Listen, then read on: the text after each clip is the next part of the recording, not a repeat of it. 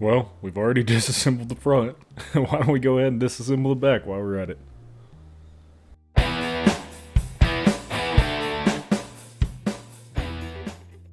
Hey guys, Octane Restorations. We are back with the 1988 Goldwing GL1500.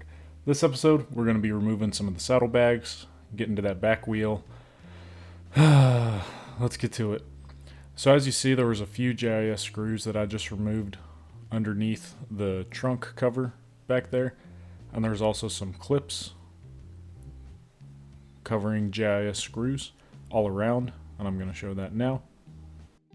This is where the metal clips are. You use a flat blade, pry it up, slotted screwdriver, pry it up, and then you get to GIS. There's 4 GIS screws holding that bottom trunk cover and the stuff that you need to disassemble in the saddlebag. There should be 4 GIS screws in here. There's the cable that opens the trunk whenever you pull the lever, and then there's the brake light. All of that is going to have to be disassembled. This isn't meant to be a tutorial. Like, I will make a tutorial on how to remove the saddlebags on each side, but this is not it. This is meant to be your kind of like a series for you to watch, but I will make a tutorial on how to remove these if that is something that interests y'all. It'll be pretty much the same videos, but slowed down, and me going over the Honda shop manual with it and tools you need, everything like that. But otherwise, just showing you what we're going to do, and then we're going to get to it. Let's go. So sorry, they actually look like 10mm, not JIS screws. So if you forget to attach this and you get locked out of your saddlebag and you're like, oh no, what do I do? Well, they do have a failsafe built into the trunk. There's a little cover right here. If you pull that up, there's that little piston, and you press the piston and it will open the saddlebag. So you can open the saddlebags as long as you have access to your rear trunk. If you don't have access to your rear trunk, you're kind of SOL. But there is a little failsafe, and it is for each side if you forget to connect that little clip back to the saddlebag.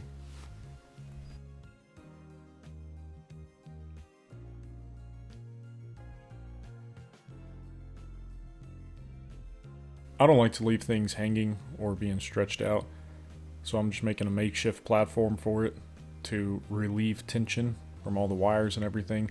You can remove these cables. I actually will do that here in a few seconds.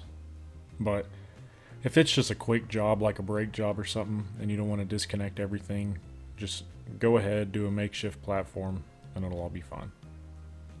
But I do disconnect it right here. It's pretty easy. You just pop that plastic clip out of that cable and it just pulls through. The other little connection right here, it's an electrical connection that just runs the brake lights, turn signals, stuff like that. So you just pull it out. It's just a little 3 or 4 pin connector. But we're going to go ahead and I will show you how to take off that cable.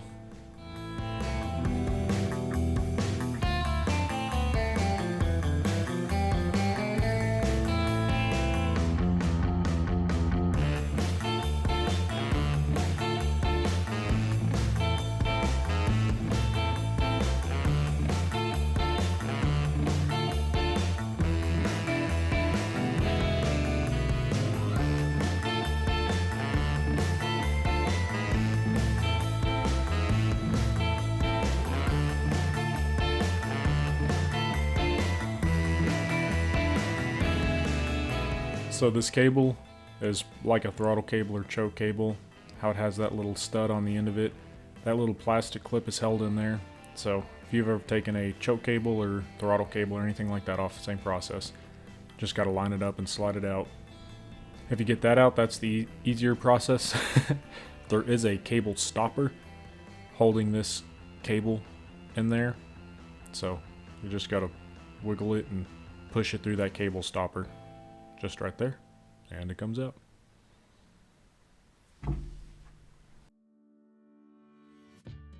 And then I would recommend you to go move these somewhere where they won't get scratched. As you saw, these saddlebags were completely filled whenever I emptied them.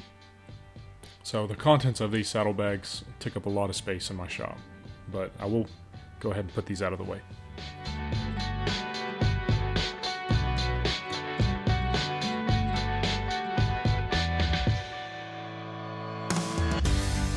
So I took off the saddlebags so that I could replace the tire and the brakes because they're in pretty rough shape.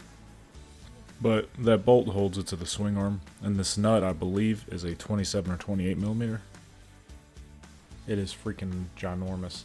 You don't have to take off the exhausts. I've done it with the exhausts on, but you do have to loosen them and move them to get them out of the way.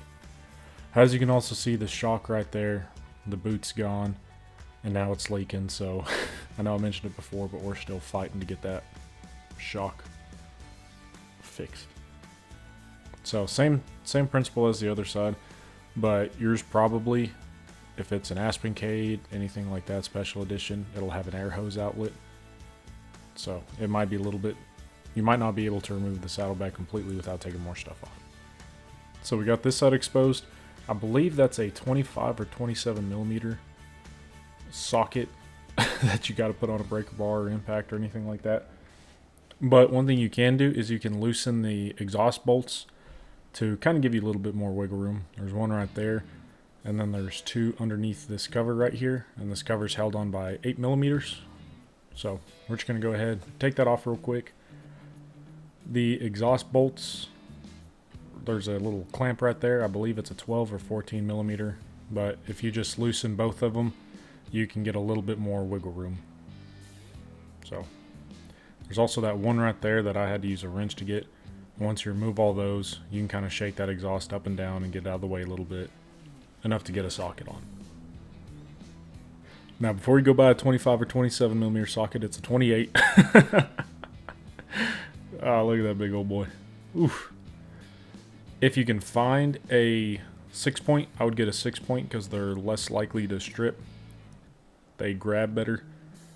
For something like removing tires, big bolts, I normally try to find a 6-point, but I couldn't. All I found was a 12-point, 28 millimeter. But use some penetrating oil if it's stuck on pretty tightly. I got WD-40. It's worked decent for me. I'm seeing if I have a SAE that'll fit close enough, because all these are 6 points. So this one's really tight. It is really close. It is a 1 1/8 inch, which is pretty close to 28 millimeter. In my mind, I'm going to get better grab with a 6-point socket that is, you know, a few hundredths of an inch too big than with a 12-point socket that will potentially round it. So that was my logic and decision-making process here. You can look up the geometry on 6-point sockets, and they just have such a larger grabbing force as compared to a 12-point socket. And these are tightened down pretty heavily. You're going to watch me struggle with it for a little bit right here. And then I'm going to use leverage and my full body weight.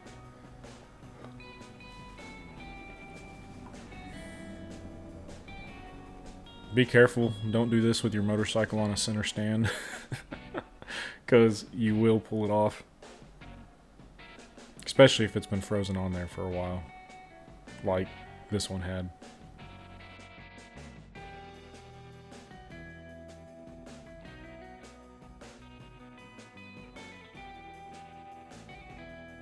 We decided to use a little forceful persuasion. You know, we're still asking at this point. We don't have a torch or anything like that. So we're still negotiating with it. And I'm just using as much weight as I can. Be sure your bike is somewhere stable if you're going to do this. And as you see, I am able to get it broken loose. Again, just be very cautious with using like a 12-point socket, just because 12-point sockets are notorious for rounding out bolts, nuts, everything. And again, this was a 1 1/8 inch SAE socket, I believe, but still on there pretty good. Lefty loosey, righty tighty. but at this point I don't have to kick it again. Still very, very tight, but we're still not having to kick it. If you had loosened that bolt on the other side, you're going to have to tighten it back, because otherwise you will just be spinning the rod. Whenever that bolt, you tighten it down, that rod, it pretty much clamps it to the swing arm. So if you loosen that, if you're just spinning the rod in circles when you're trying to get this nut off, go ahead and go tighten that other bolt back up. But we're not going to remove it completely since we're not ready to remove the tire. But while we're back here, we did just want to get it broke loose. Wanted to attempt to break it loose to see if we needed more penetrating oil or anything like that. But 28mm socket, if you can find a 6-point, that would be preferred. But if not, I found this 6-point 1 1/8 inch from Harbor Freight. Again, I'm not advising you to use a SAE on a metric bolt. This is just what I had in the shop. That is a very large size. And, you know, like I was saying, I'd rather use a 6-point than a 12-point. And it ended up working out for me. But for your sake, I'm not telling you to use SAEs on metrics, even if some of them are pretty close to the same. So we're just going to get this loosened. We're not going to take it off all the way because we're not ready to take off the back tire yet. Later, I ended up tying a piece of string to this saddlebag in the frame, and I put tension on the string instead of, you know, the hoses and wires on it. So it's just something to consider, something that I did. Should have done at the beginning, but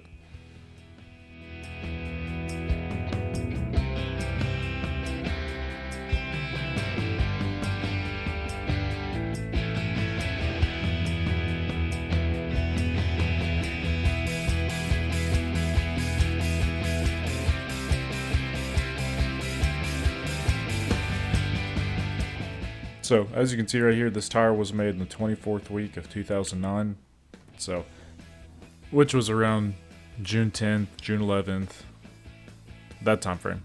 Anyways, this tire is 13 going on 14 years old. I think it needs to be replaced. I might still got a few years left in her. That's what that nut looks like. It's a big old boy.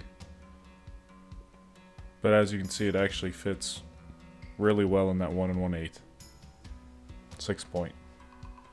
Now, I would not think about using an SAE 12-point on a metric. The only reason I used this one is because it was a 6-point.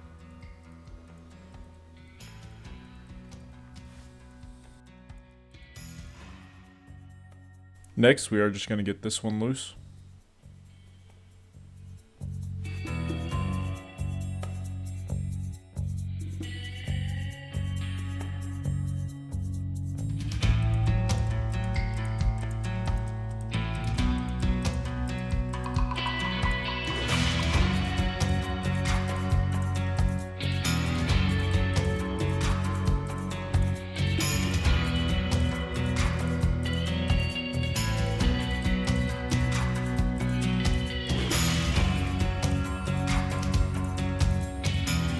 This front axle nut is a 22mm, which is equal to like 0.866 inches, but I got a 7/8 6-point socket, which is 0.875 inches.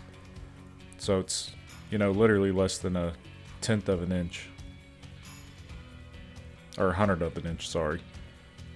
So it's pretty snug on there, especially having a 6-point socket.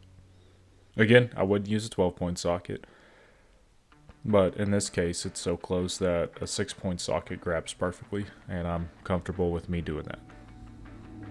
Like I was saying earlier, suspend this with either a bungee cord or some type of rope.